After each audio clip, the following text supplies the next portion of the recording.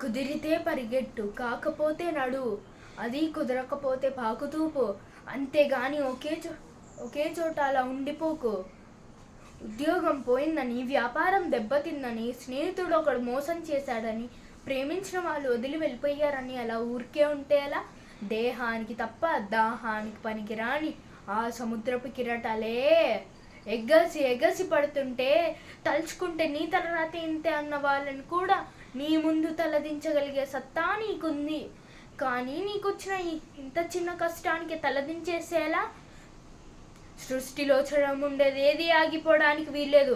పారే నది, వీచే గాలి, ఊగే చెట్టు, ఉదయించే సూర్యుడు అనుకున్నదల్లా నీలో సాధించాలన్న నీలో కసిగా ప్రవహిస్తుందే, ఆ రక్తంతో సహా ఏది ఆగిపోవడానికి వీల్లేదు. బయలుదేరు, ఆ మానసిక సంఖ్యల బాధను తెంచేసుకో. పడ్డ చోటు నుండే లెగు. నీ పరుపు నిన్ను చీదరించకముందే బద్ధకాన్ని వదిలే. నీ అర్థం నిన్ను ప్రశ్నించకముందే సమాధానం వెతుక్కో. మళ్ళీ చెప్తున్నా, కన్నీళ్లు కారిస్తే కాదు, చెమట చుక్క చిందిస్తే చరిత్రను రాయగలవని తెలుసుకో.